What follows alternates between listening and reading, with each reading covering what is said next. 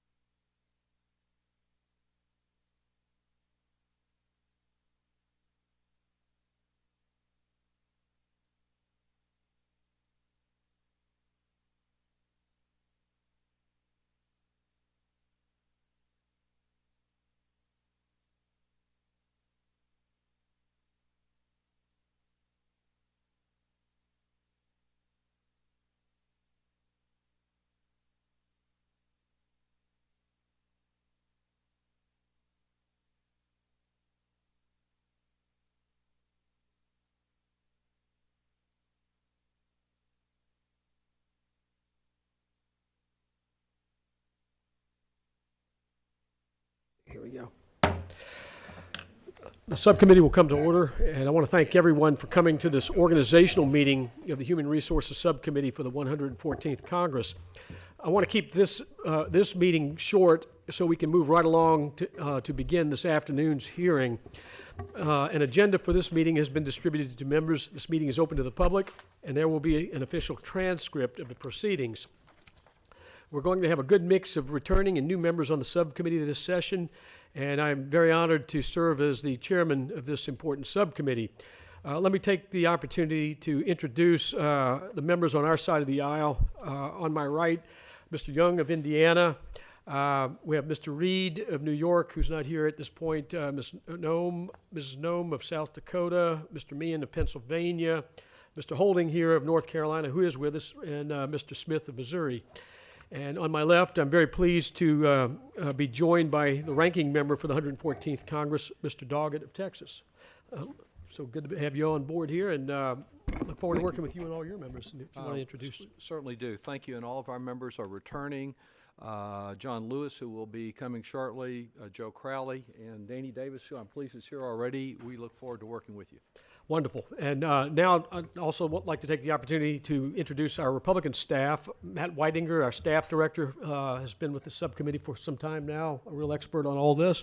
Ryan Martin, professional staff. Rosemary Lahaski, professional staff. And Levi Stope, our legislative assistant. And Lloyd, you want to introduce your staff? Nick Gwynn, who similarly has been with the committee for many years and has worked with Matt. We enjoy working with. Pleased to have him here, as well as Andrew Oquiga and Maggie Buchanan from my staff. Wonderful. Thank you, Lloyd. Well, in terms of the subcommittee's agenda for this year, I expect we'll do an in-depth review of the operation of current programs in our jurisdiction, along with proposals designed to improve the functioning of these programs to better help low-income adults get back to work. I will discuss that review more in my opening statement for the first hearing.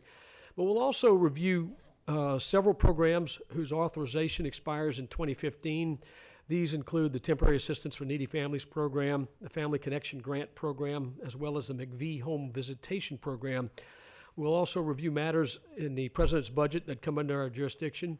And members will certainly have legislative proposals or oversight concerns that fall under the subcommittee's jurisdiction for us to review.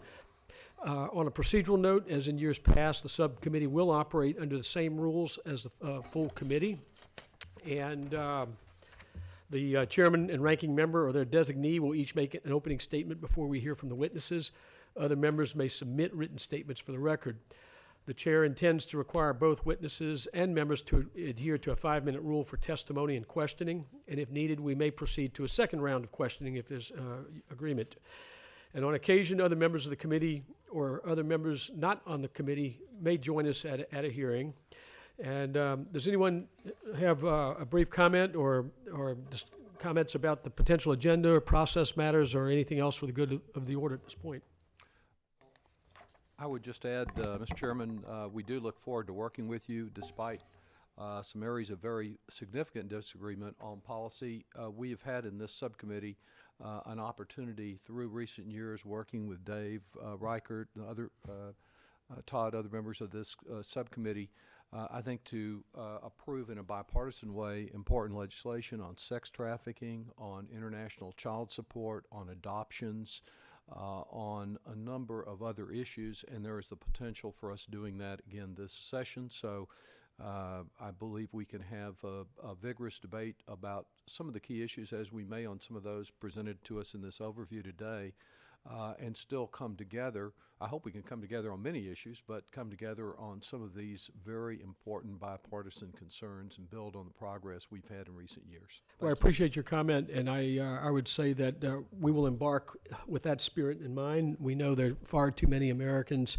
across this great country who are not part of the labor force. Poverty is persistent and in many instances growing. There's a lot of work we can do to help American families across this country. And so we'll begin in a good spirit of bipartisan cooperation, and hopefully we'll find a lot of common ground to work on behalf of Americans across our country. That's right. That's right. Any other member wish to comment or opine? Oh, seeing no further requests, I thank our members for attending this meeting today and look forward to working with all of you in the months ahead. And with that, the organizational meeting stands adjourned. Okay. We'll call this hearing to order now, and welcome everybody to the subcommittee, and I'll welcome our witnesses here shortly.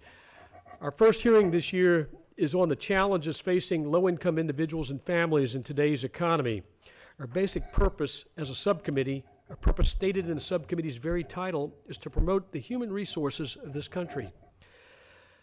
Those human resources, those individuals, that untapped potential in many instances are really today's workers and their children and the workforce of tomorrow. Stretching back to the 1930s and accelerating into the 1960s, the federal government has operated an ever-growing arsenal of programs that provide benefits designed in some way to help low-income families with children as well as unemployed workers to move forward. The bad news, and on this I think there's bipartisan agreement, is that those programs are not working as effectively as we would like, especially given the realities of today's economy. And even though the pace has picked up lately, the current jobs recovery has been the slowest in recorded history. That has left far too many people unemployed, stuck in poverty year after year. Incomes fell dramatically during the recession and really have not bounced back. Millions collected 2 years of unemployment benefits without finding a new job. Many simply left the workforce. Others transitioned into long-term disability benefits or food stamps or both. And the sad result has been a majority of Americans now believe the American dream of hard work and getting ahead is impossible to achieve. And younger workers, the background of our workforce for the next 40 years, are the most pessimistic about their chances. We also know American families are experiencing major stress. This stress is not just economic stress, but stress on the very fabric of family life as well. Declining marriage rates, rising shares of children born to single parents, an increasing number of children spending years raised in single-parent homes adds to that stress and to the hurdles that must be overcome by programs designed to help them. 20 years ago, this subcommittee faced a similar set of challenges in crafting what became the landmark 1996 welfare reform law. And in fact, by this point in February of 1995, this subcommittee had already held an amazing 8 hearings in less than a month. This documents some of that early work. So I'm afraid we're a little bit behind, but we'll catch up, hopefully, and move forward as the committee continues to have hearings to address these problems. But back then, the late subcommittee chairman, the late Clay Shaw of Florida, sat in this chair and said members of this committee were on a rescue mission to save poor families. And in many respects, it worked. After 1996, the number of low-income parents collecting welfare checks fell dramatically as millions left welfare for work. Poverty fell to record lows for key groups as work and earnings rose. But over time, the roles of other low-income benefit programs, especially those not subject to the 1996 reforms, expanded even faster, even when the economy was growing. And while the number of people participating in these benefit programs increased, poverty rates remained unchanged or even worsened. Clearly, the economy and this broader array of anti-poverty programs haven't been working as well as we would like to help all families move up the income ladder. And that's why this year we'll engage in the first top-to-bottom review since 1996 of how federal policies across the board can better support work, strengthen families, and move America forward. We will review our programs as well as their interaction with other key programs like food stamps, housing, healthcare, so that we get a complete picture. We'll cooperate with other subcommittees and committees on this. Subsequent hearings will explore how we could better engage low-income adults in work and training. What should we do to better coordinate benefits that families count on? What lessons may we learn from other countries, and how should we use evidence to ensure we're making a real difference, a tangible difference in people's lives? Our goal, consistent with the challenge set forth by Chairman Ryan last year, is not simply to cut programs or reduce spending. Instead, it's to reform programs so that they create real ladders of opportunity for families to climb, so that families can climb to escape poverty and achieve the American dream. That's a big but essential goal for us to achieve if we want our families and ultimately our country to move forward. I'm excited to work with everyone here, including our witnesses today, as we get started. And with that, I would like to turn to Mr. Doggett for his opening statement. Thank you so much, Mr. Chairman. With nearly 5 years of month after month continuous private sector job growth, and with 3 million new jobs created in 2014 alone, I believe we have made steady progress in overcoming the great recession set in motion by Wall Street fraud. While more and more attention in this Congress on both sides of the aisle focuses on what we can do for the middle class, we also need to be concerned with the many Americans who are just struggling to get up the first couple of rungs of that economic ladder to try to climb into the middle class. This subcommittee, with its broad jurisdiction over many programs designed to provide opportunities for struggling families, should be a vital part of growing the middle class. As just one example, one of the issues we've dealt with in this subcommittee is unemployment insurance. And in 2013, the last year on record, about 1.2 million people were not categorized as impoverished because they had unemployment insurance benefits to tide them over as they searched for work. The need for real, meaningful action is particularly evident in my home state of Texas. There, 1 out of every 4 children is below the poverty level, and about a third of all Texans live in the shadow of poverty, meaning that their income is less than twice the poverty threshold. I look forward to hearing from all of our witnesses, but particularly from Francis DeVinny from the Center for Public Policy Priorities, which has provided objective, nonpartisan information on poverty in Texas and a range of social services there and across the country, and can comment on how some of the programs under our purview can help those in poverty. Our subcommittee should be focusing on helping struggling families. Clearly, it is not enough to just throw money at the problem, as we so often hear. But neither is it a substitute, as is sometimes offered in this committee, to merely throw words at the problem. Caring, soothing, empathetic words, but words and no meaningful legislative action. I believe there are 4 goals that are appropriate. First, support incentives that strike at the early seeds of poverty. Prevention. Matters like the McVee or home visiting program that you referenced in your early statement. The Protect Our Kids Act that we worked on in the subcommittee had leadership from former Chair Dave Camp on. That commission on child abuse will have its recommendations, I think, later this year and provide us an opportunity to take a look at their findings. I think a second area is to increase efforts to help people gain the skills that they need to secure jobs that can provide a path for a better life.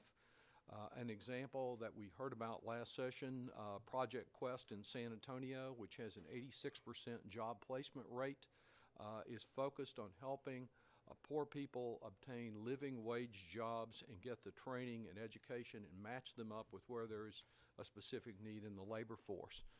Third area is to eliminate barriers to work. Certainly one of the biggest of those barriers is affordable child care. The President talked about this in the State of the Union address. Less than 20% of the families federally eligible for child care assistance ever obtain any assistance. Finally, we need a reliable safety net for families that fall on hard times. In Texas, only 1 out of every 20 children living below the poverty line receive any direct TANF assistance. That's not temporary assistance for needy families. It's no assistance for most all the time. Our experience since welfare reform, which I voted for myself in 1996, shows that while we've experienced some progress, too often TANF has meant less and less for fewer and fewer. I believe we need to have evidence-based programs, but we need to look at the evidence, and I'm pleased that you'll be focusing on review of that welfare law so that we can see what we can do to help people escape poverty through good work, good jobs. Mr. Chairman, I look forward to hearing from all of our witnesses and to continuing this discussion throughout this session of Congress. Thank you. Thank you, Mr. Doggett. Without objection, each member will have the opportunity to submit a written statement and have it included in the record. And I want to remind our witnesses, as is customary, we've received your written testimony, and I would ask you to restrict your oral statements to 5 minutes. Give us a summary so it'll save ample time for questions. However, without objection, all the written testimony will be made part of the permanent record, and on our panel this afternoon, we'll be hearing from 4 very distinguished witnesses. First, we have Ron Haskins, Senior Fellow, Economic Studies at Brookings Institution. Scott Winship, the Walter B. Wriston Fellow at the Manhattan Institute. Thirdly, W. Bradford Wilcox, Visiting Scholar from the American Enterprise Institute. And Francis Deviney, Associate Director, Center for Public Policy Priorities from Texas, right? Yes, welcome. Welcome to all 4 of you, and we look forward to each and every one of you providing some insights. So with that, Mr. Haskins, you'll lead off. Thank you so much for being here. You may proceed with your testimony. Mr. Chairman and Mr. Doggett, members of the committee, it's a great privilege to be here. I think it's an honor to testify, and I'm glad to be invited.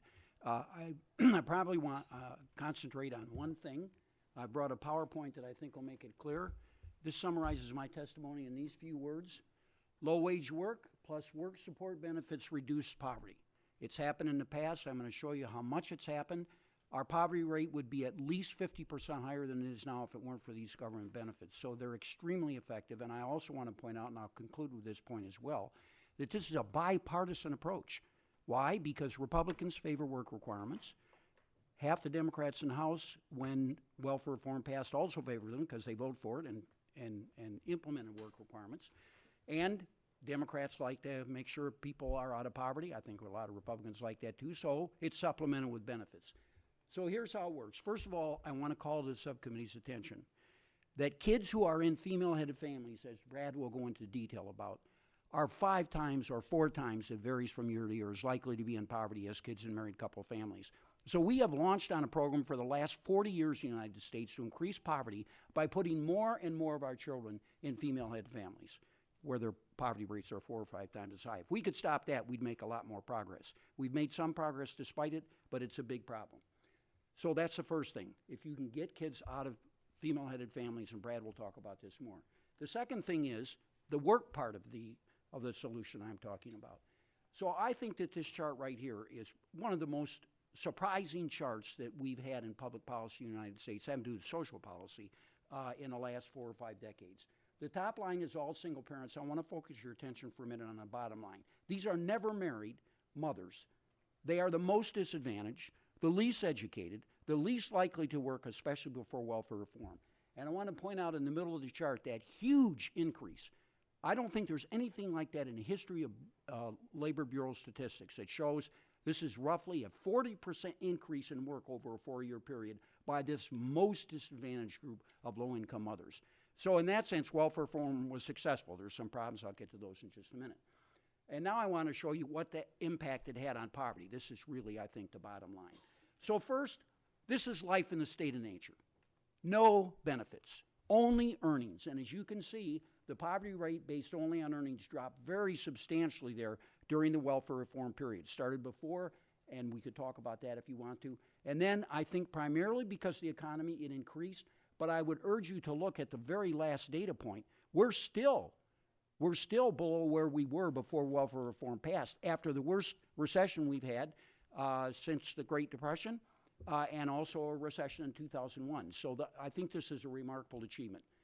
But we also subsidize our earnings, and here's how we do it. First, we do it with, I can't read the chart, but the first set of benefits is cash, and that includes earned income tax credit, SSI, and so forth. And as you can see, the poverty rate falls very substantially. It still follows the course of the economy and the course of employment because they're tied together, but it drops it very substantially. Now we give additional benefits. I think this is a food stamp benefit, and that also reduces the poverty rate. And then we add the earned income tax credit, the additional child tax credit, and subtract taxes. So this is net of taxes.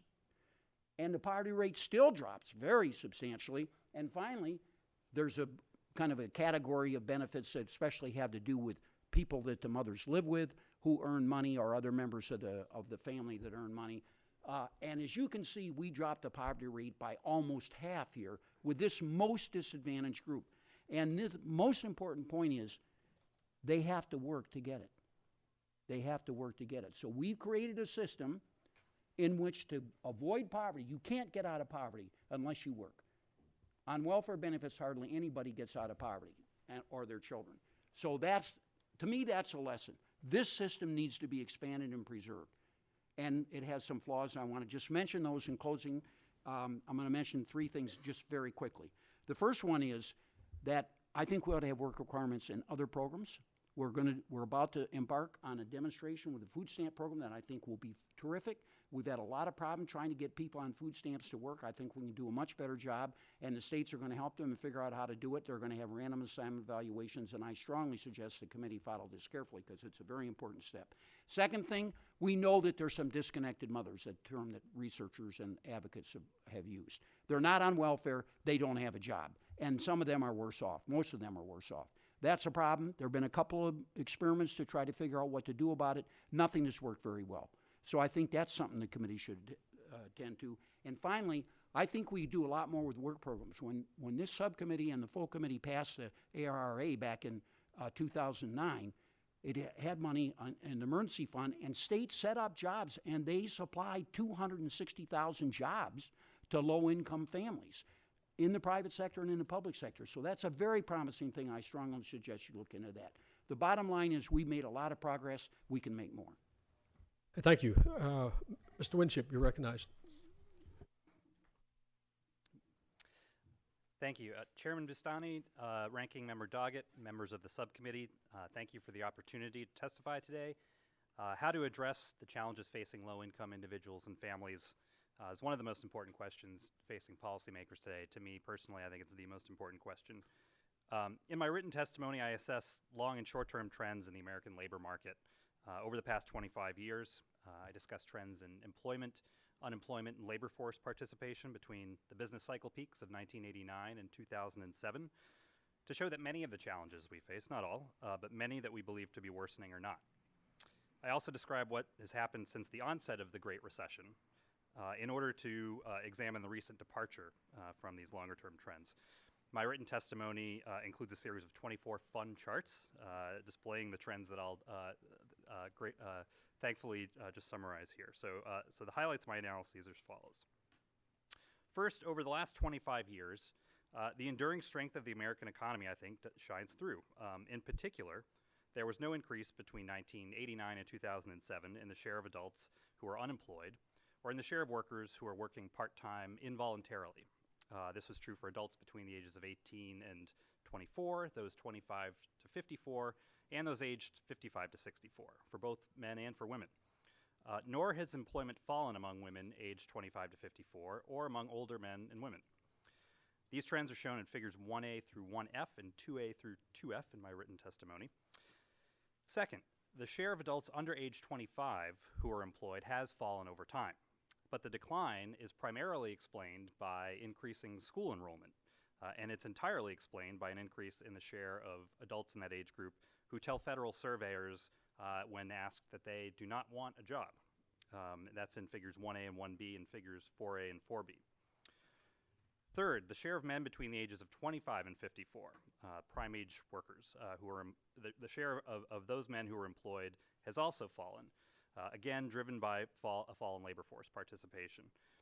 The drop in labor force participation is entirely explained, on the one hand, by increases in the share of men who again say they do not want a job, and the share who report that they are disabled. These are shown in figures 1C and 4C. Now, the prevalence of self-reported disability and its rise over the past 45 years does not accord with trends in physical or mental health, which have not worsened over time. While much of the increase in disability is due to demographic change, policy changes that have made it easier to qualify for federal disability benefits have increased the number of working-age men outside the labor force. Fourth, as shown in figures 3A through 3F, unemployment spells have grown longer, even though the share of adults experiencing unemployment hasn't risen. Because relatively few people are employed, however, relatively few, and many of them are out of work for less than 3 months, the risk of experiencing long-term unemployment remains very small. So if you take the most disadvantaged group you see in the data, young black men, they experienced a 16-point increase between 1989 and 2007 in the share of unemployed who have been out of work for more than 26 weeks. but the increase in the share of young black men in the labor force, jobless or not, who are unemployed that long, was only from 1 to 4%. Okay, fifth, the Great Recession worsened most indicators of labor market strength, for sure. Employment fell significantly, has recovered only among older adults. Unemployment remains higher than in 2007, and labor force participation remains lower among adults under the age of 55. Involuntary part-time work has increased as a share of all part-time work.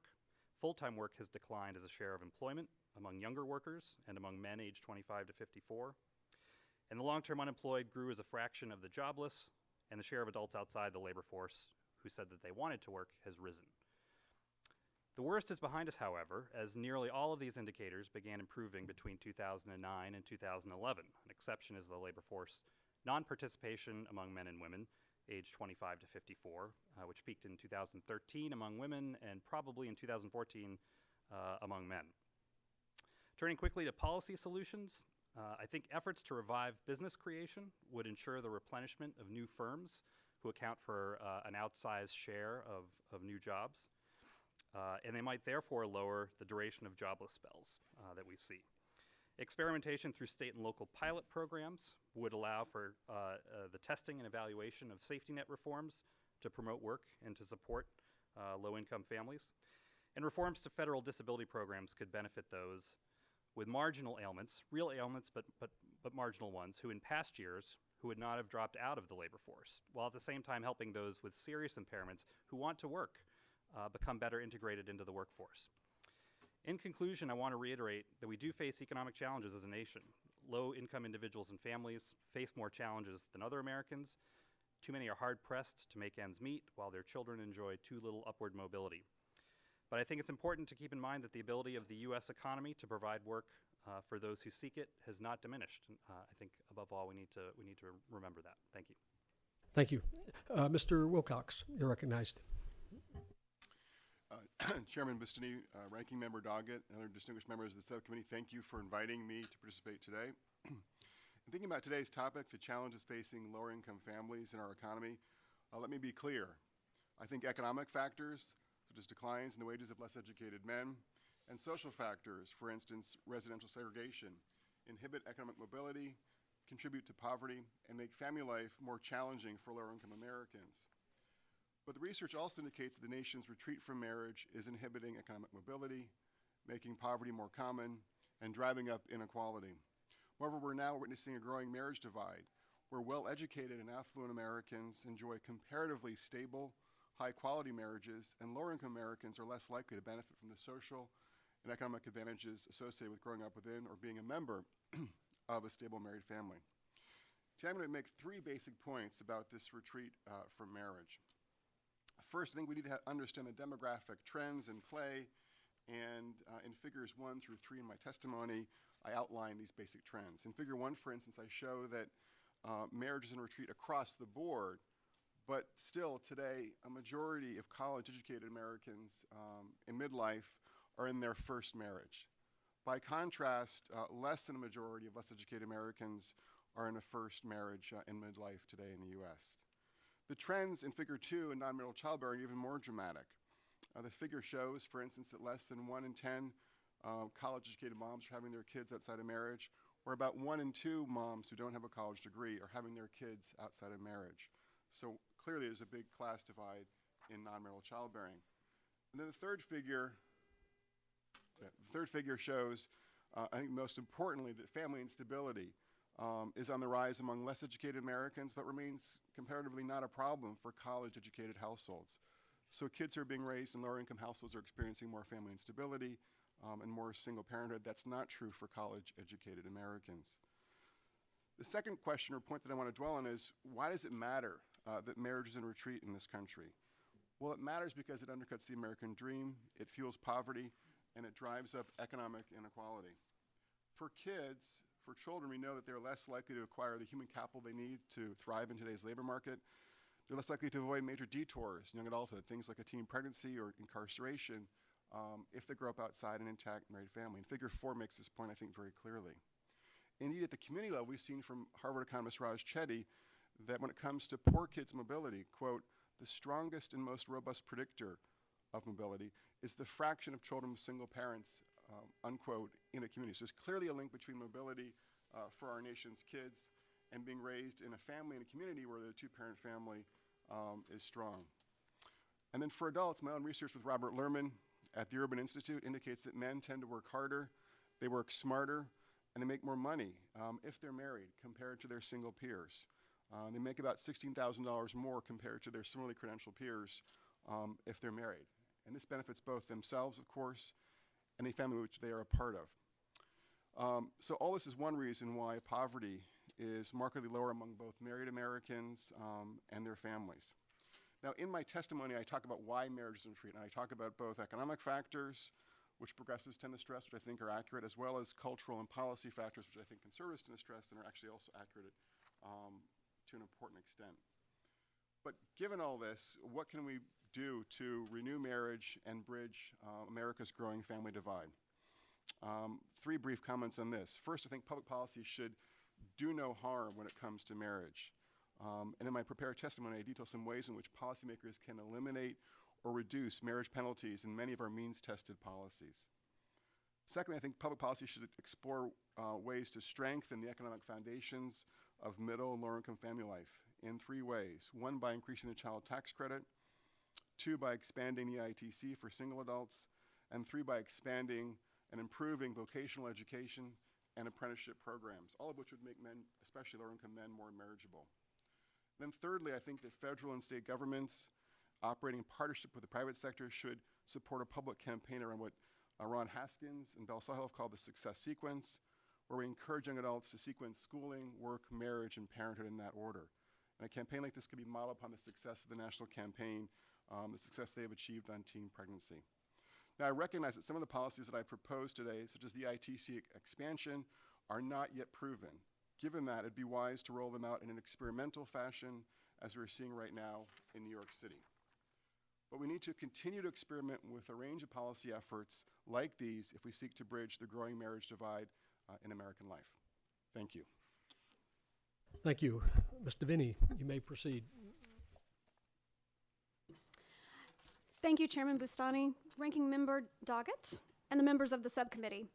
I appreciate the opportunity to just join this distinguished panel and testify about the challenges facing low-income families in today's economy. And as an associate director at the Center for Public Policy Priorities, I track the well-being of Texas children and families. And I'd like to focus on 3 points in my testimony today. First, to move America forward, we have to focus on what's best for kids, which means we have to focus on what's best for families as well. Second, to significantly reduce poverty, you must have strong job creation and a well-functioning safety net to be able to stabilize families. And third, we must look locally for innovative new strategies and then invest in them to take them to scale. So first, I'd like to say that, Texas is a bellwether for the U.S. regarding these issues. Now, it's not just because Texans say that we're the most important state in Texas. I know we're not, regardless of what people tell you. But it's just a basic numbers game.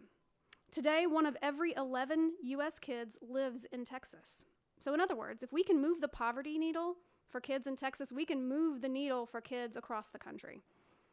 So we can all agree that the best way to end child poverty is to make sure parents have a good job. And in Texas, it would seem that we have the perfect formula for that. We're the leader in job creation among states, and we have one of the lowest unemployment rates in the country.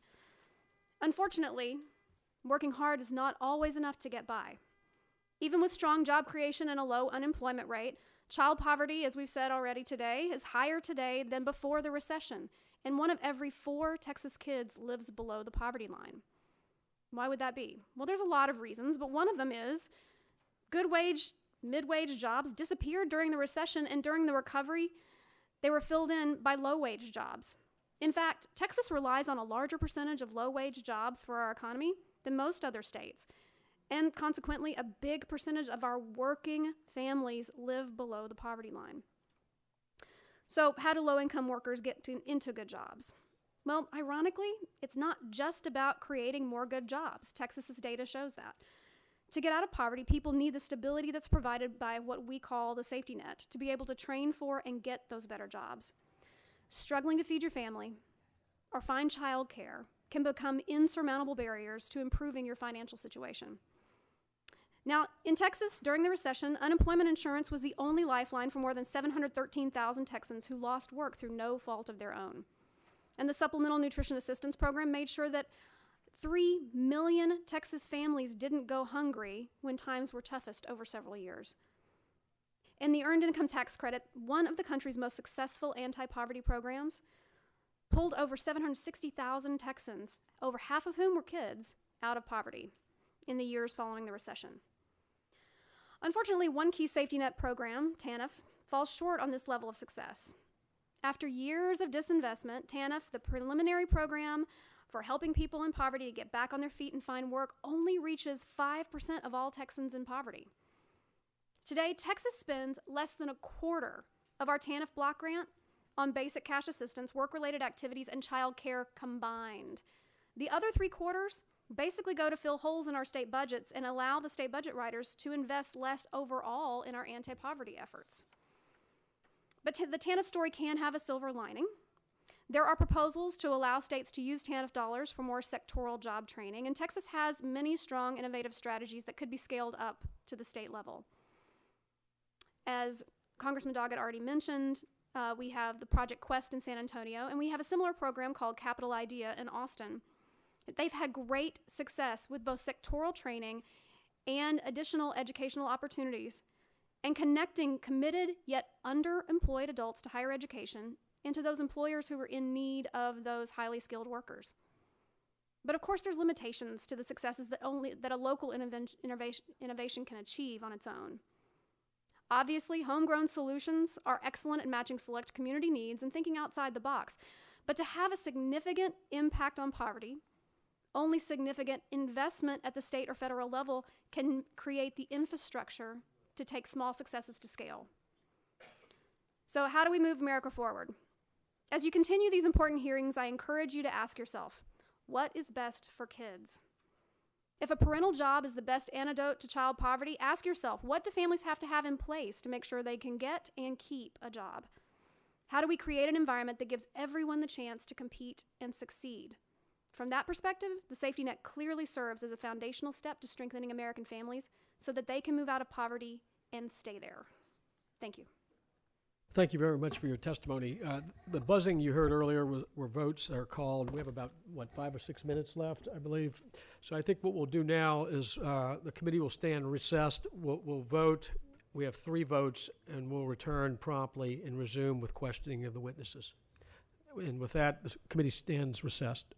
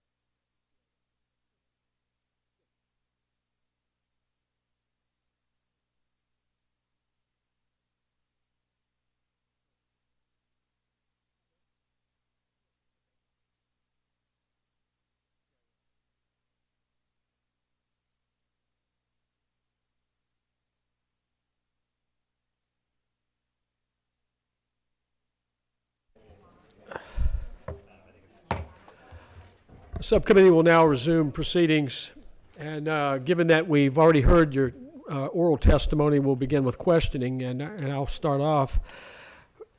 One of the main responsibilities of our subcommittee is to look at strategies to reduce poverty. And of course, when we talk about poverty here in Washington, we talk about numbers, and all the information you provide is very, very compelling. But my hope is that we can eventually get to a point where we're getting beyond some of that and look at what kind of policies do we need to develop to help people escape from the poverty trap, to escape from the assistance programs and move up the ladder of opportunity. And I know, Mr. Haskins, I'm certainly aware of the decades you've spent studying and working with your time on the committee. Take a step back and give us a little indication of what someone actually, what happens, what's it look like when somebody actually does make that transition out of poverty and off these assistance programs. We need to understand what's working, whether it's anecdotal or systemically, what works and what doesn't. I know there are all kinds of other factors, whether it's substance abuse, addictions, things of that nature too, but I want to, I guess, try to personalize this a little bit and give us some ideas on what we need to look at to try to create that opportunity ladder, because we have so much untapped potential in this country that's languishing, and it becomes generational. So with that, I just open that up for comment. Okay, first of all, I think it's very important to realize that we have millions of low-income mothers and fathers and people of that age, early 20s and so forth. Our goal should be to get them to work, not necessarily to escape the programs, because as I showed, the programs are what really take them and their children out of poverty.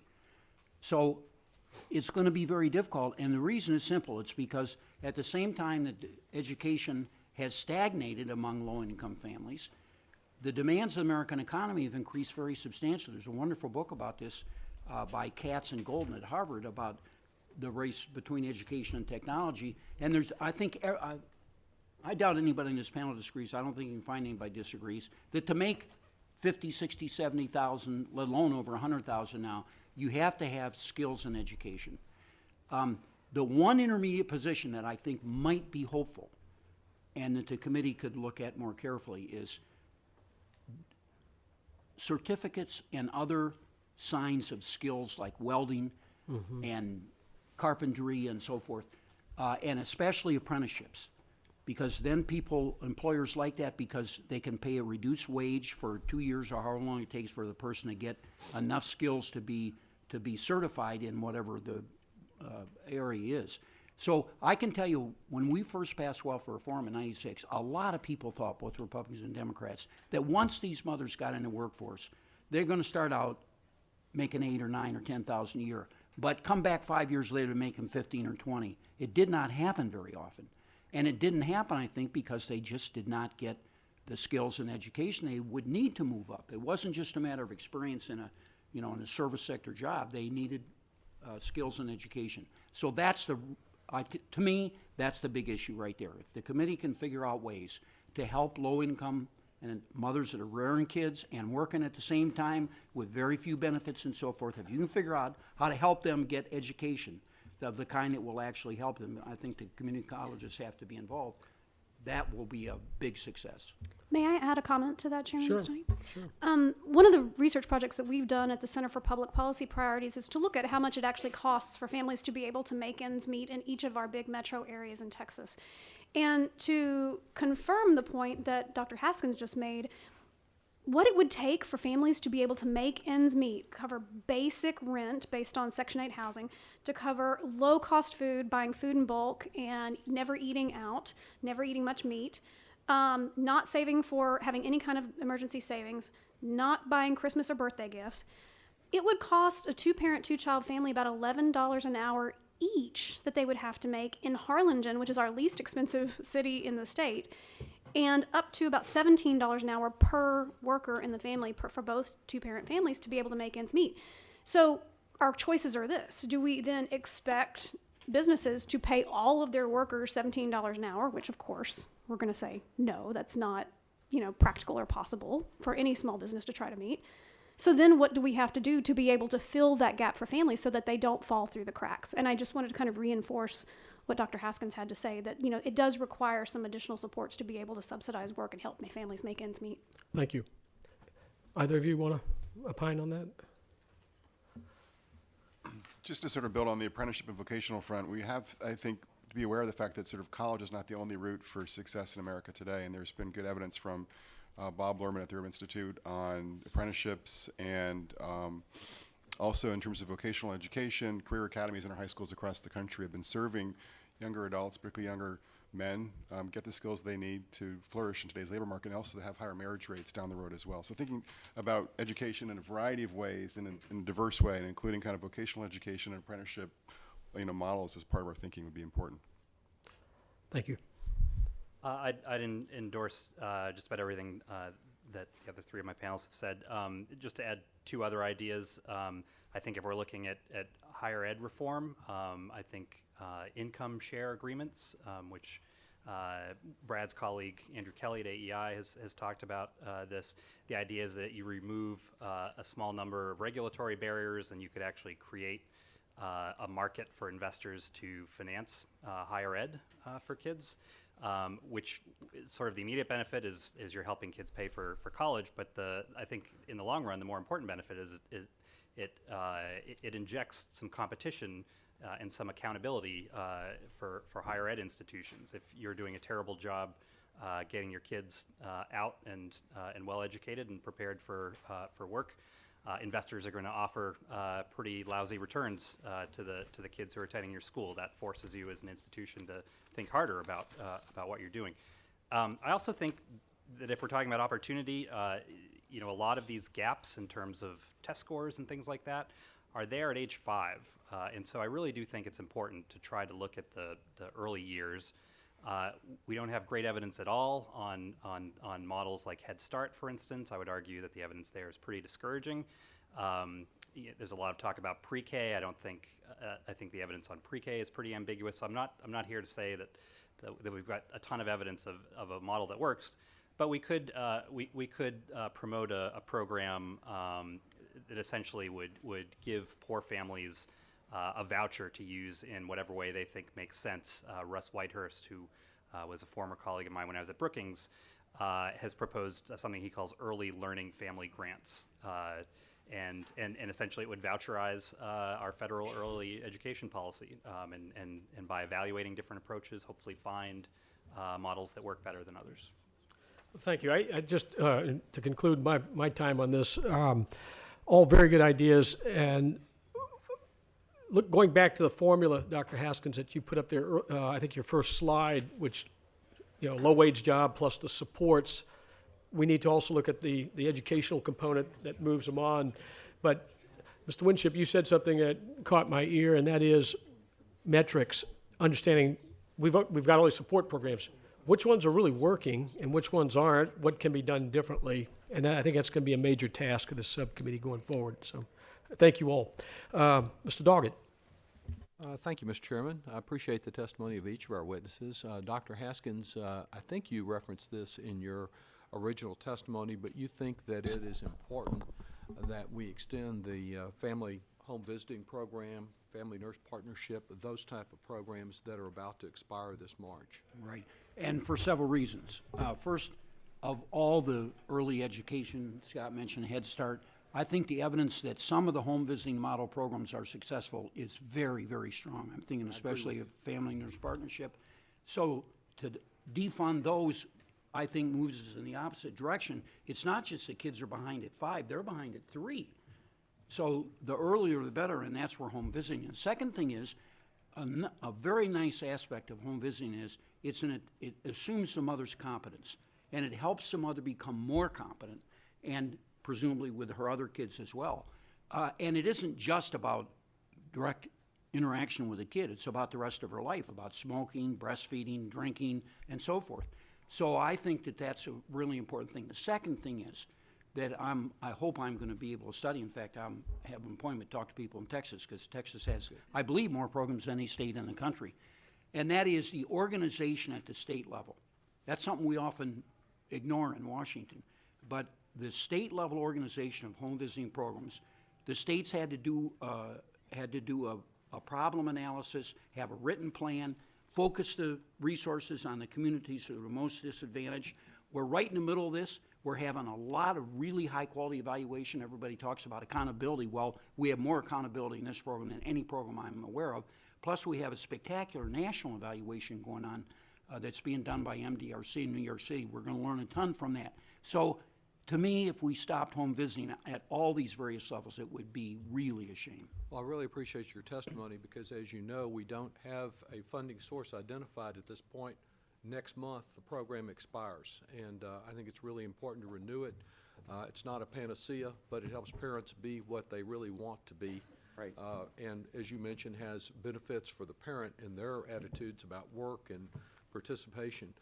Similarly, I believe your testimony indicates that it's important on the Earned Income Tax Credit to increase it for childless adults to better incentivize work and reduce poverty. Yes. Chairman Ryan has proposed that, and the President has proposed it, and the ought to reach proposals by the agreement. President and Chairman Ryan are really similar in many respects. So I think it's a question of figuring out a way to finance it, and I think there'd be a big bipartisan vote to do it. And it's really crucial because we have not had any success with young males, especially young black males. And if you can lure them into the labor force by increasing the amount of money that they will earn, because they're in the same situation as mothers, they're not going to earn much money, that would be a big step in the right direction. And you support the more generous child tax credit provisions that will expire in 2017 if we don't. For the additional child tax credit, yes, absolutely. And Dr. Devaney, if I might redirect you to home for me in Texas, and since Chairman Ryan was mentioned, there is a belief in some quarters that if we will just package up everything from Pell Grants to school lunches, as the House Study Group suggested a few years back, and put it all in one big package and just with a bow give it to the states, that they'll figure out what the best way is to spend it and everybody will be happier. What has been the experience in Texas with doing that on TANF? Well, that's a really good question, and Texas actually has a lot of things that we can teach both other states and at the federal level about those block grant programs. Now, one of the best things I can say about Texas is that we spend our dollars really wisely. Whether that be a big pot or a small pot, we spend them in the right ways. The problem is, with our TANF block grant in particular, is that we're only dedicating a quarter of the money that we get to the original intention of the program in the first place. Now, the other 3/4 of the dollars that we're spending on good things. I mean, it's not like we're, buying flowers and candy for everyone at the Capitol or anything. We're actually spending it on child welfare programs.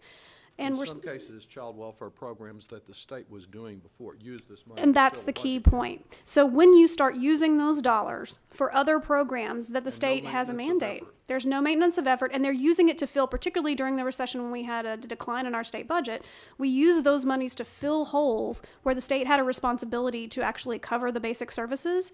And then we are relieved of that responsibility. So funding for anti-poverty programs goes down overall. So that's a really big concern that we have about block granting programs. It's not that states are necessarily going to do bad things with the dollars, but you have lower investment overall in anti-poverty programs. Thank you all. Gentlemen, Mr. Young. Well, I thank the chairman for convening this hearing and the ranking member for his constructive participation. Really, it's an honor to be a member of the subcommittee and to have all of you here before us today. I see this area, poverty alleviation, addressing the needs and even aspirations of low-income individuals and families, is an area ripe for not just review and rigorous evaluation, but innovation and restructuring here at the federal level. The timing is right. There's a lot of public attention on this area. I think there's plenty of bipartisan agreement. I have to say I was really encouraged about the things I heard from our ranking member, a focus on prevention, on skills, on eliminating barriers to work, on ensuring we have a reliable safety net, on focusing not just on inputs or on specific programs and their authorization or so forth, but also on outcomes, more importantly on outcomes. And so my temptation is to skip to the subject of evaluation and try and elicit from all of you how we can ensure that more programs are rigorously evaluated. To get your thoughts on how many have been rigorously evaluated and what we've learned. I think I know the answers to many of those questions, but I understand there will be further hearings that will be in a more targeted fashion focused on just those items. Since this is sort of a hearing to establish a baseline about the challenges facing our low-income population, I'd like to ask a broader question of our panel, and that is, if one grows up poor, what impact does that have in today's United States of America on that child's, that adolescent's future prospects? The American dream has long been associated. It's a vague concept, but I know it includes certain elements, and these are pretty much commonly held, I think, among all Americans. I mean, it entails defining one's own destiny. It means harnessing one's own God-given capabilities and making the most of those capabilities. And it also entails becoming happy, or at least pursuing happiness through earning your success. But there's at least this sense in the country, and maybe it's been documented, maybe it is more than a sense, I think it is, that if one grows up in the humblest of circumstances, it's harder to move up the income ladder than if one grows up in a securely middle-class atmosphere or so forth. And so if you could speak to some of the data on this subject, mobility, and how it drives, or lack thereof, and how it might drive inequality, and how that has changed over time, and the extent to which existing social programs here at the federal level have helped mitigate some of the challenges of moving up the income strata, and how much further work we have to do. It's a big question. Let me just say something quickly about the data. First of all, there's no question that if you're born into poverty, that you are face serious disadvantages, and it has shown up generation after generation. I'll just give you one number. If you divide the income distribution into fifths and compare kids from whose parents were in the bottom fifth, and so remember these as fifths, so it'd be 20% in each distribution if we had perfect equality. There's more like 45% of the kids from the bottom wind up in the bottom. And even more alarming, they have about a 5% chance of making it to the top. So we do not have equal opportunity in the United States. Second point, though, there are 60% of kids that escape. And if you focus on that, you say, well, some kids can do it. Some of them make it all the way to the top. Not as enough, but these kids are doing something right. So I think the main point is we tend to, especially when you read about this in the media, they say, oh, woe are these kids, they don't have a chance. They do have a chance, but it's less of a chance than their peers that are from wealthier families. Now, we're not going to be able to change the income of all those families. Has it become harder in recent years? No, for the, that was okay. going to be my next All point. I think there's, it's amazing. Scott and I used to write stuff and argue all the time. It hasn't changed. And then a guy at Harvard named Chetty did a new study based on tax data and showed it hasn't changed in 3 generations or 4 generations. So I think there's a lot of time's limited, so it hasn't become harder in your opinion, but can we do better? I think I'll see affirmative nods from everyone there. All right, thank you. I yield back. Thank you, gentlemen. We'll go to Mr. Holding next. Thank you, Mr. Chairman. The statistics and research around family structure and how it affects poverty and the economy, are just mind-numbing. I mean, they're stark. But they were stark when Daniel Patrick Moynihan first came out with his study, showing that correlation. What do you think the underpinning of the decline of the family is? Is it poverty came before it declines the family, so you result in more poverty, or is there a different underpinning? And you can take it back in time to when we first started looking at this in the 60s. Mr. Winship, start with you. Well, Brad is certainly the expert on this, so I won't say very much.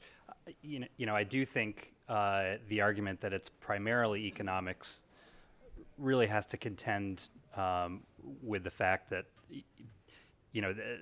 our family structure problems have sort of arisen since the 1960s, and even in the 1960s, we were a much richer society than certainly in the 19th century or any other earlier time in the 20th century, when we didn't have nearly as much single parenthood as we do now. So I do think at root the problems are around changes in the culture in the United States and in the policy incentives that are embedded in some of our programs. But Mr. Wilcox, you want to expand on that a little bit? Yeah, I guess I would disagree a little bit with Dr. Winship in terms of the economic story, and that is simply that we are seeing declines in real wages for less educated men, and probably more importantly, less of them are in the workforce for a variety of reasons. So there is an economics, piece to this.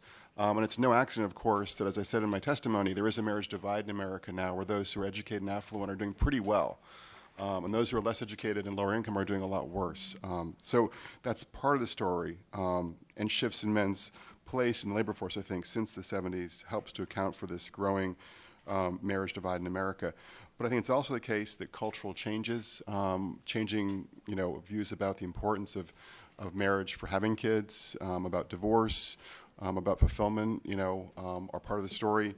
I think changes in our civic sort of sector, we're seeing much greater declines both in secular and religious engagement among less educated Americans compared to college-educated Americans. That's part of the story. If you're not connected to these civic institutions, you have less support for getting and staying married. And then I think public policy, too, since the 60s, has often unintentionally penalized marriage. I have some quotes in my testimony that reflect basically that a lot of our means-tested policies, make it sort of there's a Well, maybe we can tease that out with some Sure. examples. So, Yep. the research says that if a child is going to have a better chance of breaking that cycle of poverty, they come out of a two-parent household. Looking at some social policies now, point out to how support would differ between a two-parent family and for a single-parent family, and to the degree that maybe it encourages a single-parent family rather than a two-parent family. So the EITC is complicated because, when you have one member of a couple who's earning a lot more, there's actually, some incentives to get married. But when you have both members of the couple who are earning, comparable wages, they can incur some substantial penalties. But then more generally, many of our means-tested policies, like, for instance, Medicaid, penalize folks who get married, because obviously they're getting more income into the household. So there's an incentive for them just to cohabit or not get together if they're concerned about continuing to get access to Medicaid. So that would be one concrete example of where I think many of our means-tested policies unintentionally make it economically non-rational, for folks, particularly those who are living together, to go ahead and get married. So really some of the safety net, that we have in place discourages a married two-parent family. What you're saying. In simple economic terms, that's true. What we don't know is sort of what percentage of the low-income population is kind of making decisions about marriage based upon, means-tested policies, and that's something we need to know. But we don't yet know kind of the answer to what share of our population is really making decisions about marriage and family life based upon how it would affect their access to something like Medicaid. All right. Mr. Devine, you want to use my last seconds there to... Thank you very much. I appreciate that. Yes, the one thing that I wanted to add in was that in Texas, because of the way that we use our TANF program and the amount of dollars that we dedicate toward kind of cash assistance is one example of the means-tested programs. The average is about $74 per person, and it's primarily child-focused. And so I would argue that amount of money per month is not encouraging women to stay single, that the benefits of having a two-income family would be much greater than the additional resources that they get from the $74 a month. All right. Thank you, Mr. Chairman. Thank you. Thank you. Mr. Davis. Thank you, Mr. Chairman. I want to thank you and the ranking member for calling this hearing, especially this subject it happens to be one that I've been familiar with all of my life. Practically everybody that I grew up with would have been called in poverty if we based it on the income of their families. Many of the people that I have known my entire life would have been impoverished based upon their incomes.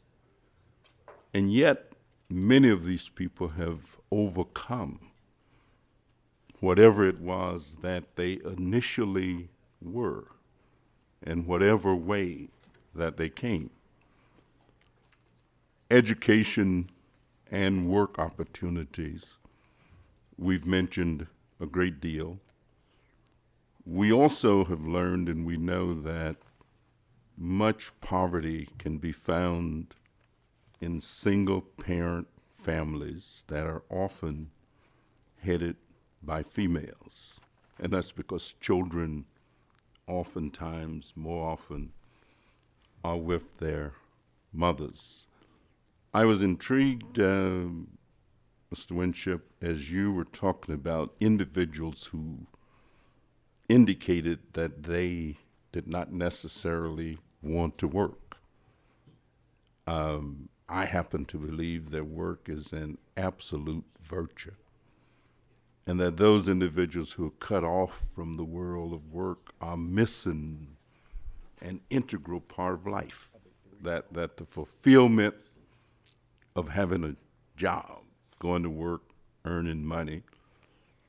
Dr. Haskins, as you talked about people moving into the workforce, and I'm thinking that in the city where I live, especially in the building trades and places where they are apprenticeship opportunities, individuals are denied, barred from, and locked out of that. I appreciate all of the programs that we talk about, and especially was I delighted, to hear about home visiting. I've been engaged with it, I guess, for at least 40 years or more, from the time that I worked in community health centers and we were taking health workers out, knocking on people's doors, telling them about what was available. And so it helps. But could each one of you just take a little shot at how do we increase two-parent families? I mean, what do we do? What can we do to increase two-parent families? Here's one idea. It has a lot of data behind it. The longer a woman waits, the more goods and income that she accumulates. And as she gets older, the males that she's likely to marry get older as well, and they also are more likely to work. So if we can and it helps a lot if she has not had a previous child, especially outside marriage. When you interview these mothers, they say they don't want to have children, and yet they get pregnant. So I think if we had more effective policies to offer birth control to mothers, that would be a step in the right direction. That's not going to be the whole solution, but that's a step in the right direction because they'll get older without having children. They can continue their education or get experience in the labor market, have more time and more maturity to pick out a better male, and because they say they want to get married. So I think that would be one thing. We should have free, long-acting, reversible forms of contraception available to low-income women.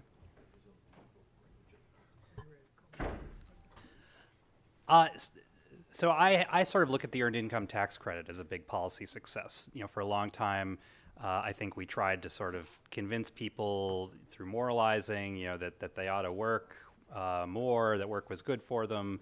But I think it was really the earned income tax credit that convinced a lot of people to do it. It was a real financial incentive. I think we ought to consider a kind of married parent tax credit that says, to heck with trying to convince people to get married or stay married and sort of moralize it. Give them financial incentives to do it. So that's what I'm sort of thinking about. I think continuing to try to subsidize lower income work, trying to minimize marriage penalties and means-tested policies, and also trying to figure out some kind of cultural campaign like we have with teen pregnancy that would encourage Americans to put marriage prior to parenthood would also be helpful. Just 3 ideas. I actually don't disagree with anything that my other panelists have said so far, but I would say I would reiterate the issue around birth control, because in Texas we have actually had an active attack on women's health.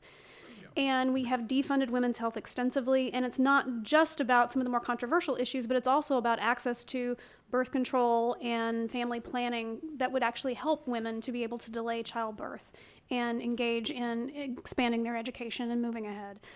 The other thing I would put forward is, in addition to the ideas that have been put out here today, is that using financial planning, which in Texas we have added to our curriculum, a basic financial planning as part of the public education curriculum, where kids actually learn about what does it actually take to be able to make ends meet? How much money? What kind of job does it take? What kind of education do you have to get that kind of job to actually help you be able to make ends meet? And it's a real, shock to the system to actually really look at those dollars and think like, okay, if I'm going to make this work in my life, what do I actually need to do? And you get it early, and it helps you be able to set some goals and to plan. Now, is that going to prevent any kind of, single parenting? Not on the grand scale, but it definitely puts people on a right path and thinking about what are the steps that it takes to be able to be financially secure as an adult. I thank the gentleman. Mr. Smith. Thank you, Mr. Chairman. The USDA Economic Research Service defines counties as being persistently poor, and their definition there is in the result of counties that for 30 years that more than 20% or more of their population is considered poverty. And what I found quite alarming, of the 353 persistently poor counties, 85.3% are from rural America, not urban areas. In fact, 13 of my 30 counties are classified out of those 353 as persistently poor. And we've had record levels of spending on anti-poverty benefits over the years. And I feel like that rural counties are being left behind. And I would like for all of you, or whoever might want to respond, but I'd like each one of you to address the rural-urban divide when you're looking at poverty, and maybe any ideas or strategies that you think that might be addressed that could help rural America.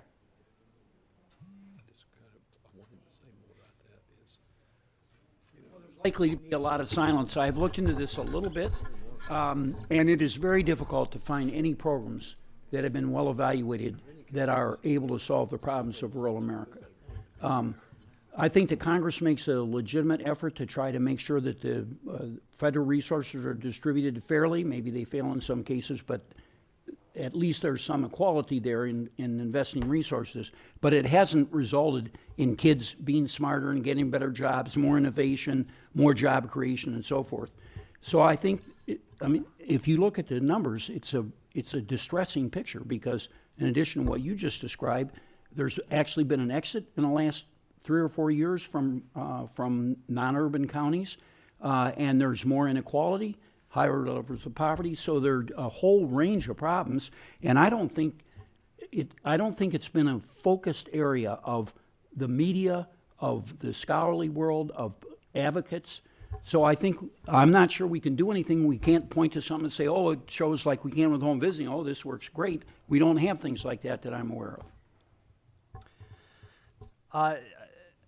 So I grew up in a working class community in Maine that wasn't poor, but certainly wasn't middle class. And I think about kind of where some of my classmates have ended up, and it's interesting. I think there's this tension that you also see, I think, when you think about inner city poverty. On the one hand, you can try to invest a lot in the community and convince people to stay and improve people where they are. An alternative strategy, I think, is to encourage more residential mobility. And of course, it doesn't help if you sort of want to preserve a robust community, but I think we underestimate the extent to which people better themselves by moving to opportunity. And so I'm not quite sure this is the answer that you're looking for, but I do think, you know, we've seen residential mobility decline over the last couple of decades, and I think if there are ways through the unemployment insurance program or otherwise to be able to help people if they want to move to places that are booming. If we could get a bunch of people to move to North Dakota or South Dakota these days, it would a lot of folks would be quite a bit better off. Shifting people to where the opportunity is. And I think one thing that's important to realize too is that, you know, for a long term there was concern about sort of family life in inner city America, but we now see that the trends I've been talking about today are distributed pretty evenly. And so this retreat from marriage that I've been talking about today is very much a rural thing as well. So part of the problem facing many rural communities is that there are, you know, many more young adults who are cohabiting, having kids outside of marriage, experiencing family instability and single parenthood, and that affects both, you know, their odds of making it in America, but also their kids' odds of making it in America as well. I am not going to pretend like I have a really good, solid answer for you, but I can say this. What we're talking about there is resources, because so much has been dedicated to what happens in urban communities in terms of our poverty program, anti-poverty programs, is because the resources are there to already build on, right? The infrastructure.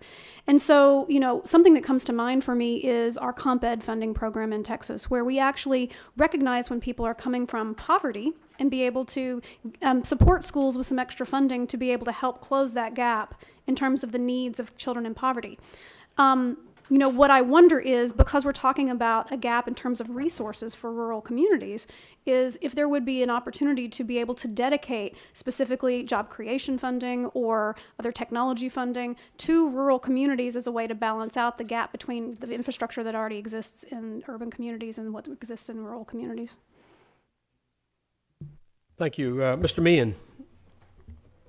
Thank you each for all of your work in this area, man. It's so critical and so vital and important to actually be looking at what is effective and the most and best use of the resources that can be put into this. But I'm struck because we can look at this at various points along the spectrum, and each of them is influential. But I go back, let me start in the very beginning, because I'm getting a little ambiguity in your testimony.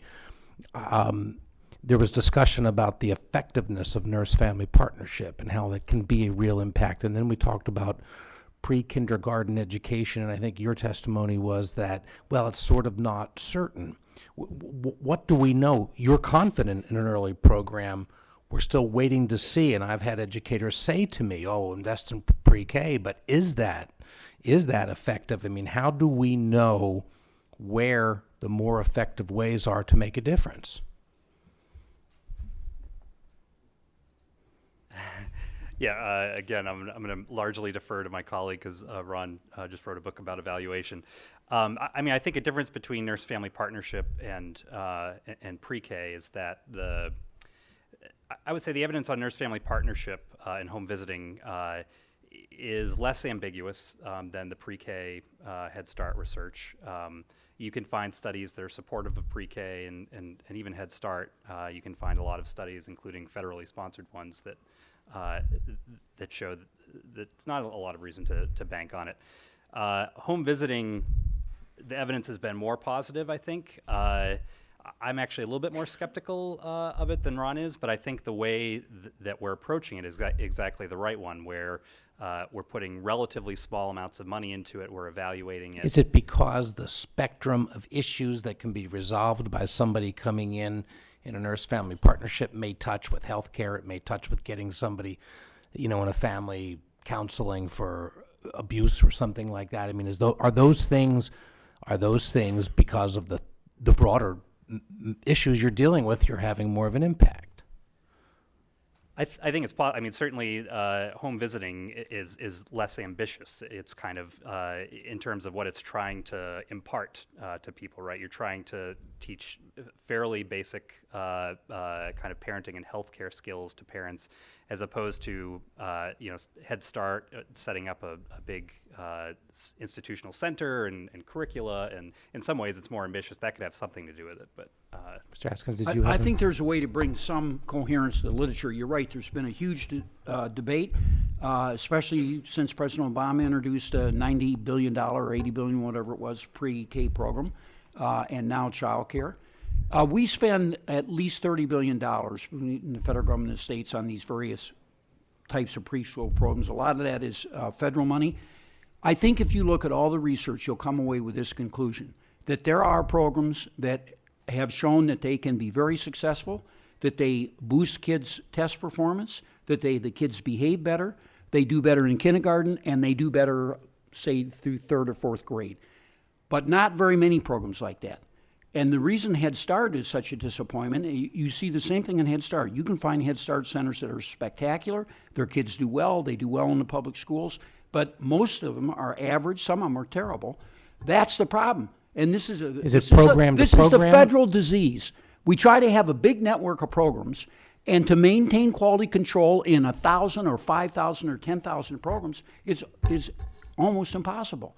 That's the nut that we have to crack. We have to figure out what the definition of a high-quality preschool program is, teacher But training. is your point being that that same program may be well operated in Houston and therefore successful, but not as well operated in a particular neighborhood in Cleveland and therefore not successful? Exactly. But if you look carefully at the programs, you will see differences between those two programs. In the teachers, in the curriculum, in the way the whole building is organized, in the leadership, and especially something new that a lot of people think is important is called coaching, where teachers are constantly subjected or have the opportunity to have their performance appraised, and a master teacher, help them do better.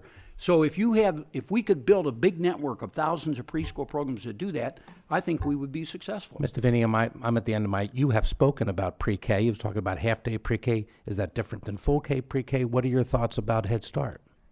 Well, what I can say is we have a lot of momentum in Texas around pre-K right now. Governor Abbott has it as one of his major initiatives that he wants to engage in this year, which is really exciting. And the reason it's so exciting is because we actually have one of the preeminent researchers in pre-K, Aletha Houston, out of the University of Texas, who just came out with a big study showing the impact of half-day pre-K even, looking at programs across the spectrum. And I will say there is a quality difference between programs even across Texas or even within Houston. And even still, the impact doesn't just go to third grade. It goes to much further beyond. And a study by Texas A&M University shows the actual dollars saved. It's $1 invested for $9 saved down the road for better outcomes for kids because they're not going to jail, they're graduating at better rates. You've heard these studies before, right? So we have data in Texas that actually shows the value of pre-K and the value of those programs. And if you can get them to be high quality, then you're actually just going to have an even better impact on kids. But even half-day pre-K is great. The reason half-day is different than full-day is economic opportunities for parents. So if you have a half-day pre-K program and parents are trying to get their kids to the program and then go rush off and work for 2 hours because half-day pre-K is about 3 hours and then come back, it doesn't create a work opportunity and it ceases to be a work support. Full-day pre-K actually enables parents to be able to work for the most part a full day, and then kids can stay in some after-school care if needed. And that really creates great economic opportunities for families. Thank the gentleman. Mr. Lewis. Thank you, Mr. Chairman. Thank you, Mr. Ranking Member, for holding this hearing. Thank you, members of the panel, for being here. I was in Texas. I was in Houston on a Sunday night. Lord, I'm not sure it's called it was a huge place. It was sponsored by the Houston Library and the Library Foundation. And there was hundreds, maybe 2,500 students, young children, parents, mothers, teachers. And these kids, elementary, middle school, they seem to be so bright and so smart, just intelligent, asking me all type of questions. I'm not prepared to give up on single mothers. I see some of these single mothers, I think we have to start where we are. I think it was the late Booker T. Washington who founded Tuskegee Institute, now Tuskegee University. Cast down your bucket where you are. That's what we are in America. Everybody's not going to get married. We're not going to force people to fall in love and get married. It's not going to happen. It's just not going to happen. Our society is a different society. We live in a different world. So we got to reach these mothers and fathers and encourage the children, young people, to get the best possible education. Education is a great equalizer. So if it's a Head Start, early childhood education, wherever, we need to spend our resources and rescue those that may be wavering or we think may be lost. How do we do it? Well, thank you for that point. I think that what we've been talking about a lot today is about the sanctity of marriage and about the decline of marriage. And the strategies we take are about trying to increase marriage before you actually get down the pike and you have a family, right? I mean, so increasing marriage is great. And I'm a developmental psychologist by training. And I know that the research shows kids do better and have better outcomes when they have two parents in the home. And from poverty measure, just from basic math, when you have two people earning more money, you're going to have more income in the home. It's, all really good. But I think your point about starting where we are, we don't give up on the kids that exist today. I think that's right? my point. We never, ever give up. We never give up on the kids. And one of the things that we actually put out a study recently looking at the economic opportunities for Texas women was that when you look at, even when women actually get higher education degrees or even just a post-secondary degree or even just a high school degree, they make less than a man who has more education than they do. Less education than they do. So a woman who gets a college degree makes less than a man with a high school degree. And so there is that gap between what kind of wages women can earn. Now, part of that is because of the different kinds of jobs women may be encouraged to go into, but a lot of it has to do with even when you're looking within sector. And even when you pull out the data, just looking at women who've never left for childbearing, all these reasons that we give, there's still a difference. And so one of the things I think we really have to focus on, in addition to trying to create good, solid, strong families for children, is making sure that women have access to the same economic opportunities that men do, because the reality is we've got single parent families today that need support and need help. Is it different in a household headed by a woman or household headed by a man? Are outcomes different? Right. Mm-hmm. To be honest, the research shows that it differs depending on the age of the child. It differs depending on the gender of the child. And there are some differences. But what really matters most, and some of the strongest research shows that children who are in chaotic homes, be they two-parent families or single-parent families, suffer the worst outcomes. So trying to create an environment where the family, whatever their structure is, has less of that toxic stress going on is going to have the best outcome for kids. Again, two parents earning two incomes, supporting the child equally and loving them is always the best opportunity. But if that's not the case, what can we do to make sure that child has the same opportunities as other kids? Thank you. Are you back? Thank you, Mr. Lewis. I thank you for injecting the realism into the debate. It's important, and I can tell you it's my intent as chairman of the subcommittee to not leave anybody behind in this, and we have to focus on strategies that help single women with children to climb out of this and seek opportunity. So we'll work with you on that. Ms. Noem? Thank you, Mr. Chairman. It's been an interesting discussion for me because I look at what we have today currently in the United States and the situation we face with the different kind of households that children will come from, single, two parents in the home, whether they live in rural areas like all of South Dakota is or in urban areas. But I keep coming back to, then how can we level the playing field? And it seems to me, and this is just my brain thinking during this hearing, that we could potentially get better outcomes if we have a program that has some kind of participation from the parents with the child. So if there's something required of the parents to do, you talked about home visits, because there is some participation with the parents and an opportunity for them to learn or benefit from that experience, that potentially then that helps the child go even farther and achieve even more, rather than a parent who might drop their child off at a Head Start program and then go to work and leave them. Or are there other programs where it is more of a, I'm thinking of, we have nutrition programs where some of them there's nutrition counseling that goes along with the program. Does that one do better than ones where there is a nutrition program where there is no counseling, it's just the benefits, and there you go? Is there a general synopsis that you all can give me on do you believe that we do have better outcomes in situations where there is some type of support, partnership, ability for the family to partner together to help that child succeed rather than just having a benefit? We'll start with Ms. Deviney. Thank you for that question. I actually spent a good portion of my early 20s working on a project called the Families and Schools Together Project. It's in several states. Now it was in Tennessee, North Carolina, and Washington.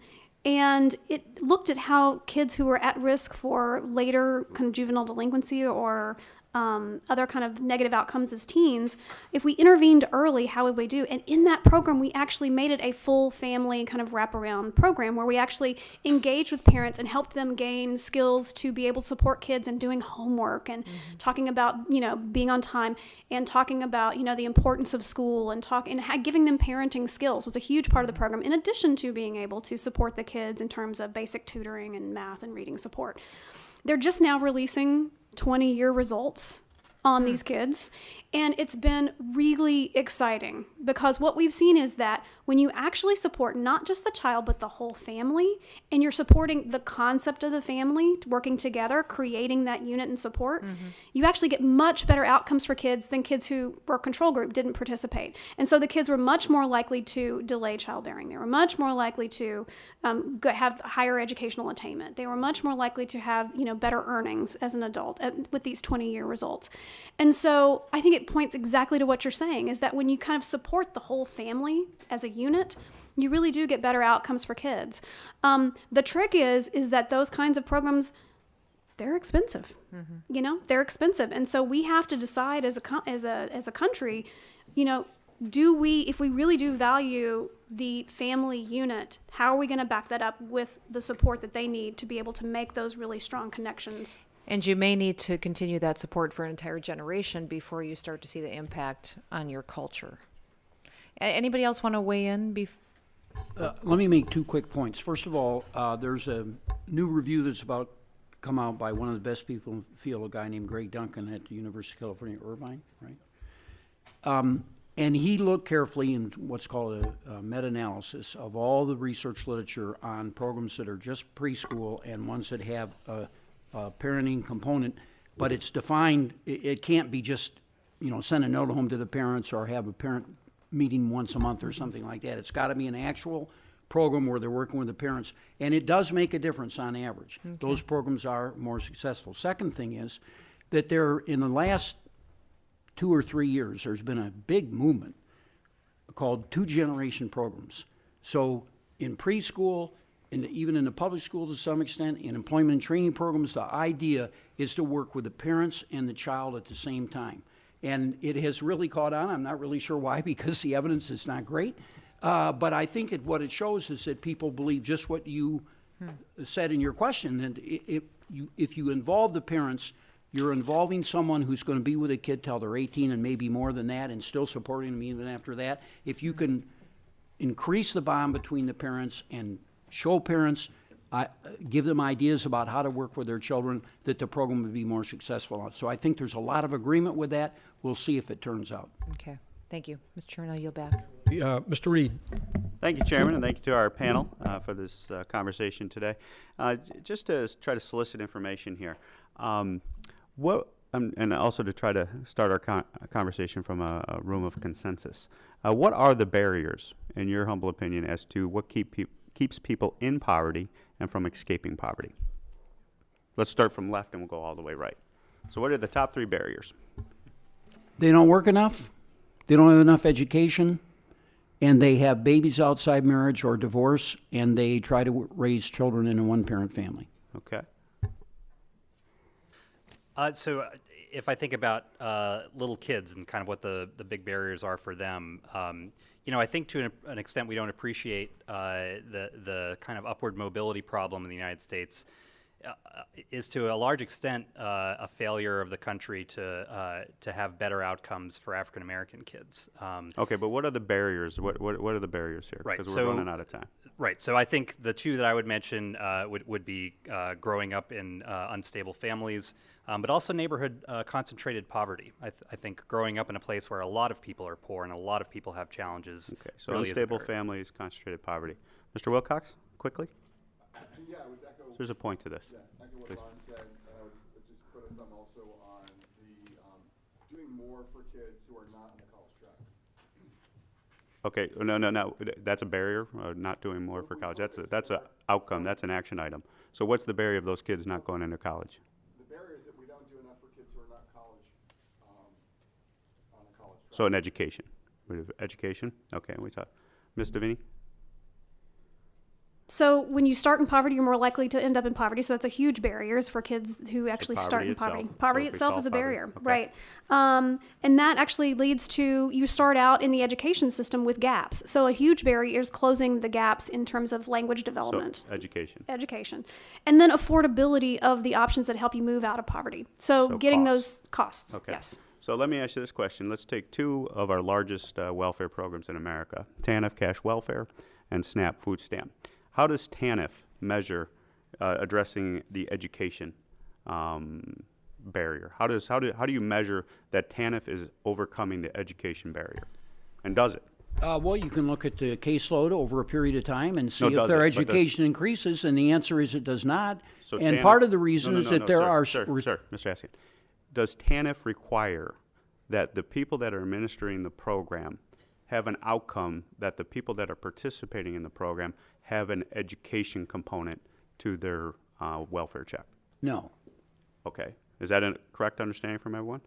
And so if the outcome, one of the barriers is to overcome educational barriers, why doesn't our program, Cash Welfare, one of our largest welfare programs in America, have as one of its major drivers as a action item to get people an education? There's a straightforward answer. Yeah, We please. gave the states can use the TANF dollars for education if they want to. The part of the idea of the TANF program, in a sharp contrast with AFTC, which it replaced, is that the states were going to be the real actors. They knew what their people needed, and they were going to use the resources for the most important thing for these families. And most states have not chosen to invest a lot of the money in education. And there are restrictions in the federal statute about how much education they can get. So it's countervailing to the goal that we're trying to get people out of poverty with, and that's to get them education. There's a federal statute that prevents us from achieving that goal. Yes, but for good reason. And what's that reason? The reason was that Congress intended for the program to be a work program and not an education program. Okay. But what All we right, fair find in enough. Go Texas ahead. is that because it's trying to get a job first, there are education and job training programs in Texas, but the real goal of the TANF program is to get somebody into a job. So if you can get into a really low paying job first, then that's the push, and it's not the push for education to be able to get to those better jobs. So that Okay, is one but of the is major that barriers. overcoming one of the barriers? So one of the barriers is education. The No, other that's reinforcing the barrier. that's reinforcing the barrier. Yeah. That's what I would say, right? Okay. How about SNAP? Any requirement there that there be an education component to it? Not that I'm aware of, no. How about LIHEAP? No. How about housing, Section 8? See, this is one of my biggest concerns here, and I've been a big advocate of the old super waiver, the demonstration, and the whole silo effect that we're seeing in this field across America. And a lot of these programs actually have unintended consequences of keeping people in poverty because they're just not designed to work hand in hand and give people the tools to get out of poverty. Am I misreading anything as my experience has told me as I looked across America as to the problems with most of these programs? Well, so for example, with the Supplemental Nutrition Assistance Program, or SNAP, what we see there is when you look at a family's budget and what it takes for them to be able to get by, what SNAP does is be able to allow families to put some of their money toward, let's say, making sure they get gas in the car or But aren't paying you- rent. aren't- And so aren't- SNAP, and it Aren't helps you to essentially- stabilize families. Aren't you just essentially giving a person a fish and not teaching them to fish under that analysis? Well, if there were education requirements that went with it, certainly that would be a different conversation that we could have. But right now, it does serve a very important point in that it helps to stabilize a family. Now, should we also then create opportunities for those families to be I'm able to looking move forward ahead? too. I'm trying to reform Yeah. the program. So going forward, wouldn't it be wiser to put that type of reform in place to say we're going to teach people how to fish, not just give them a fish? So many of families who live in poverty, and particularly extreme poverty, it's not just about putting food on the table. It's about so many barriers. And so I think we'd have to take a really close look at making sure that what do we have to get families stabilized first before we can actually help them to be able to That's move a fair ahead. point. That's a fair point, and I understand. So crisis, overcome the crisis. Yes. But then for the long term, why don't we design programs, in my humble opinion, that give the people the tools to break through those barriers of poverty? Certainly, giving people the opportunity to be able to access good jobs is the best pathway out of poverty. And our But in order to programs have like those SNAP should be jobs- stabilizing. In order to have those jobs, they have to have an educational component. They got to be able to pass a drug and alcohol test, I would assume, or a drug test. There's other barriers to getting that job that we have to overcome, correct? All right. For that, I'm sorry, Chairman, I yield back. I thank the gentleman. Well, I want to thank all of our witnesses for this very compelling discussion, your wonderful testimony in helping us to examine the challenges facing low-income individuals and families. I think this has been a great foundation for us to start with the subcommittee, and so I really appreciate all you've done to help us with these important issues. I appreciate you taking time to come here today. Your knowledge and experience is really important, and we're going to fall back on your knowledge and experience as we go forward with trying to solve some of these problems. Let me just say that if members have additional questions for the witnesses, they will be submitted to you in writing, and we would appreciate receiving your responses within a 2-week period. Of course, all that will be made part of the record. And with that, the subcommittee stands adjourned.